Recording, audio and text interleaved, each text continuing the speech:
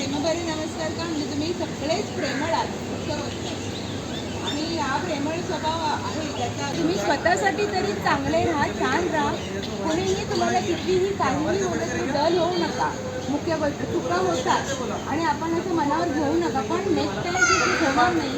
आणि नवीन गोष्टी करताना मी कधी केलं नाही असं म्हणू नका, कारण का की तुम्हाला ते करणं भाग आहे. नवीन नाविन्याकडे गेलात तर तुमचा प्रोग्रेस होणार आहे. त्यांच्यापैकी पण ओळखतो रिटायर झाले रेमेने भेटे आहे ना 2 महिन्यामध्ये. तर आम्ही त्यांच्या हाताखाली काम केलं, आता ते मोठे झालं. तर एका आईसारखा आमचा सांभाळ केला त्यांनी. तसंच म्हणजे आईसारखं आणि मैत्रीण कशी तसं सांभाळून घेतलं आम्हाला.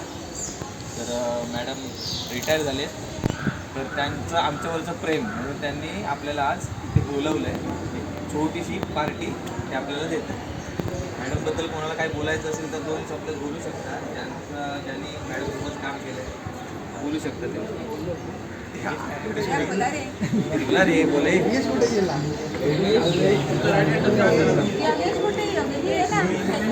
आमंत्रित करतो शिखर सर या.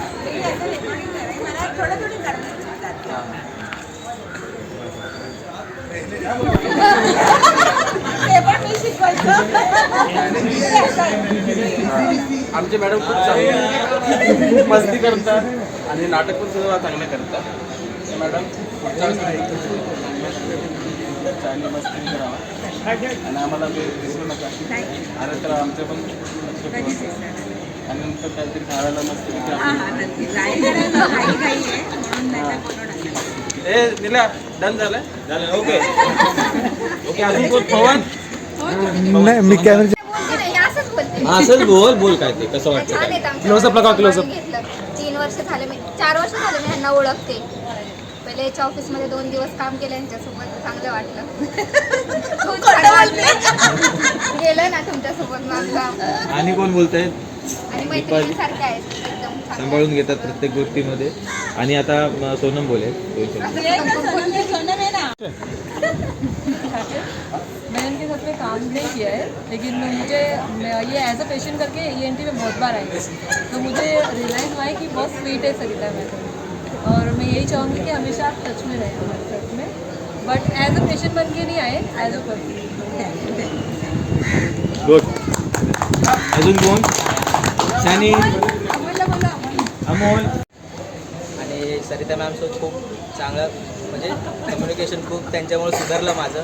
जे काही ॲम्ब्युलन्सचं होतं त्यांच्याने माझी कोऑर्डिनेशन एवढी चांगली होती. कुठेही प्रॉब्लेम आला तर प्रॉब्लेम यायचा ते मी मॅमला विचारायचो. मॅम एक सिनियर एक म्हणजे त्या हिशोबाने मला खूप सांगितलं, खूप सांभाळून घेतलं. मला जे काय असेल ते फोनवरूनच पण चांगलं शिकायला भेटलं. गुरुवेश रिटायरमेंटच्या खूप खूप शुभेच्छा मॅडम तुम्हाला. तुमच्यासोबत काम करून मला खूप छान वाटलं. 2 दिवस काम केलं पण खूप छान वाटलं. समाजसेवा छान करतात. हां पुढच्या वाटचालीसाठी खूप खूप शुभेच्छा. मॅडम जसं खूप चांगल्या आहेत.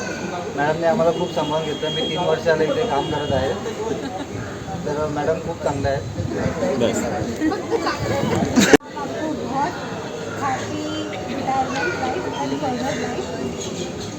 मैम बहुत अच्छी है.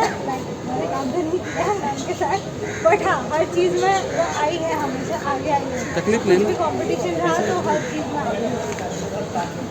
चलो अजून मोठ्याने बोल. व्हिडिओ बरंच मस्त बोल.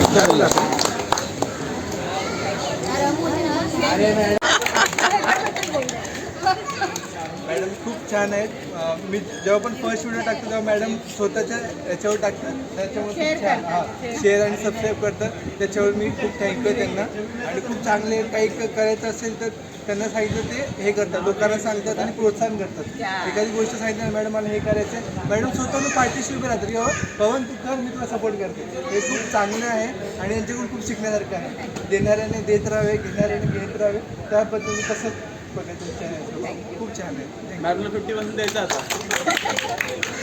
मराठी योगेश मराठी मराठी मराठी भाई योगेश मराठी अरे हिंदी बोल चलेगा मेरे जैसा नहीं मराठी मैडम बहुत सपोर्टिंग है, बहुत हमें हमेशा हर चीज़ के लिए सपोर्ट करते थे और गुस्सा भी बहुत करते हैं, लेकिन उससे ज़्यादा प्यार करते हैं मैडम। तो मैडम थैंक यू, आपने हमारे लिए जो कुछ भी दिया, आपका आशीर्वाद बनाए।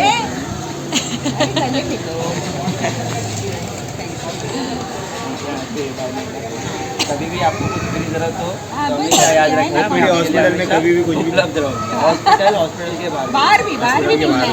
मैं वही बोला है सबको कि बाहर मिलो कुछ तो करो, साथ में बिजनेस करो, कुछ करो, इतना इतना छोटा पैसा नहीं। आप मैम हमको प्रोत्साहन करो, हमेशा याद रखो हमको।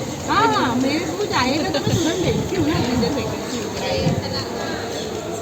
खाव नाही का ओपीडी पीछे आहे। प्रेमभरे नमस्कार, मी तुम्हाला प्रेमभरे नमस्कार का म्हणजे तुम्ही सगळेच प्रेमळ आहात, असं वाटतं। आणि हा प्रेमळ स्वभाव आहे ज्याचा असतो त्यांनी स्वतःला कधीच कमी समजू नये, स्वतःबद्दल खूप, कारण प्रेम हे जगामध्ये मोठं गोष्ट तुम्ही मुलं इतकी छान आहात की मला असं प्रत्येक वेळी वाटतं की मी तुमची आईच आहे आणि ती आई आहे तुमची राहणार, सदैव राहणार। आणि आईही फक्त मुलांना भरवायचं भात भरवायचं काम करत नाही, आपल्याला ज्ञान द्यायचं। तर मला असं वाटतं की प्रत्येक वेळी तुम्ही कॉन्फिडंटली उभे राहिले पाहिजे आणि चुकलं तरी सुद्धा स्वतःला माफ केलं पाहिजे आणि शिकायची उमेद ठेवली पाहिजे। आणि तुम्ही फक्त ह्या BRCच्या हॉस्पिटलच्या जीवावरती राहू नका, कारण तुमचं आयुष्य तसं जाणार नाही।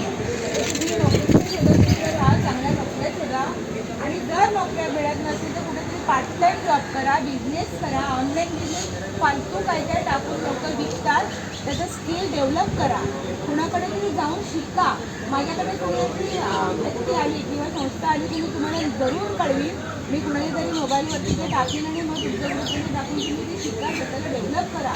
एकदम असं एकाच गोष्टीवरती अवलंबून राहून तुम्ही तुमचं उद्या लग्न झालं, आता शेतकऱ्यांना माहीत असेल की किती त्रास असतो, पैसे किती लागतात आणि मुलांना सुद्धा मुलांचं नुसतं शिक्षण नाही, त्यांचं आजार पण आहे, ते आजार पण प्रायव्हेटमध्ये खूप पैसा जातो, त्याच्या आणि आजारी कोणी पडणार नाही अशी आपण कसलीच गॅरंटी देऊ शकत नाही। तर तुम्ही स्वतःसाठी तरी चांगले राहा, छान राहा, कोणीही तुम्हाला कितीही काहीही होतं तरी डल होऊ नका। मुख्य गोष्ट चुका होतात आणि आपण असं मनावर घेऊ नका, पण नेक्स्ट टाईम ती चूक होणार नाही आणि नवीन गोष्टी करताना मी कधी केलं नाही असं म्हणू नका, कारण का की तुम्हाला ते करणं भाग आहे। नवीनाकडे गेलात तर तुमचा प्रोग्रेस होणार आहे, नाही तर होणार नाही। तर काही काही गोष्टी आपल्याला येत नाही तर मला येत नाही म्हणून शिकवा अशी तयारी ठेवा आणि त्याच्यामुळे तुमचा प्रोग्रेस व्हायला पाहिजे। तुम्ही काहीही बोललं तरी शिकून अपमानित व्हायचं नाही, पण उलटही बोलायचं नाही। वेळेचं बंधन पाळा, सगळ्यांचं असं कंप्लेंट याचं कामं नाही। जे आपण नोकरी करतो ऑर्गनायझेशनमध्ये, त्या ऑर्गनायझेशनची कुठेही जा, तुम्ही घरात जा, नोकरीवर जा, रेल्वेत जा, प्रवास करा किंवा काही कुठल्याही इन्स्टिट्यूशनमध्ये जा, समाजात राहा, सगळे नियम असतात। ते नियम जर तुम्ही पाळले तरच तुम्हाला मान मिळू शकतो आणि मान मिळणं म्हणजे स्वतः खुश राहणं। ते आपल्याला असं वाटतं ना की मला मान आहे, मला मान आहे, मग आपला प्रोग्रेस होतो।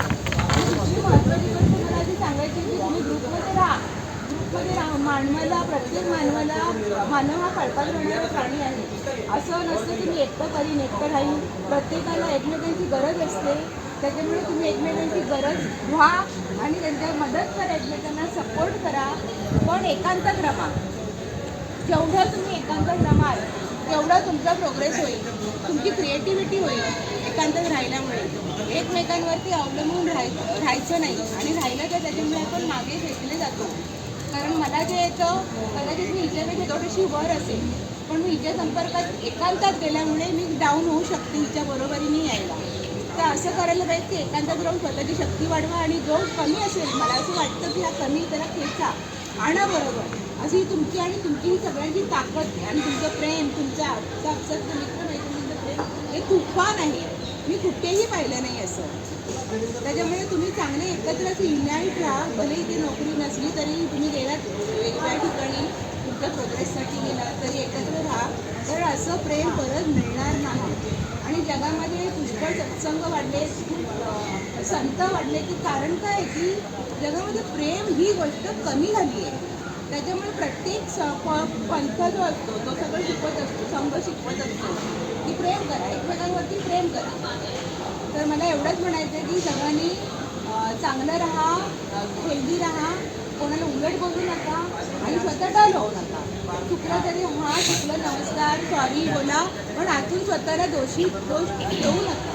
छान प्रकारे तुम्ही सगळं खरंच एकीकडे आम्ही सुद्धा ऑफिसमध्ये काम केलं, मी सगळ्या ऑफिसमधून काम केलं. मला माहीत आहे तुझी कंडिशन काय असते, किती तुमचं मेंटल असतो, प्रेशर असतं, पण तरी तुम्ही एकदम छान सांभाळते हे सगळं. तुम्हाला कोणी कौतुक करणार नाही तुमचं की चांगलं तुम्ही चालवलं आहे म्हणून, पण मी करते. मला माहीत आहे तिकडे गेल्यानंतर काय कंडिशन आहे आणि तुमचे पगार किती, तुम्हाला प्रेशर किती आहे, तुम्हाला वर्कलोड आहे, पण तरी सुद्धा तुम्ही छान राहता, आनंदी राहता आणि हे सगळं मला खूप आवडतं. दुसरीकडं मी तुमची अत्यंत आभारी आहे सगळ्यांची की माझा एक फोन केला तर माझ्या सेवेसाठी सगळे तत्पर हजर असतात. आता मी कुणाचं नाव घेऊ आणि कुणाचं ठेवू असं झालेलं आहे मला. आणि माझ्या प्रत्येक पेशंट कोणी माझे मी रेफर केलेलं पेशंट असेल त्यांना सुद्धा तुम्ही जीव तोडून मदत करता, त्याबद्दल मी तुमची नेहमी आभारी राहील. आणि काय अडचण आली तर मला तुम्ही कॉल करू शकता. धन्यवाद.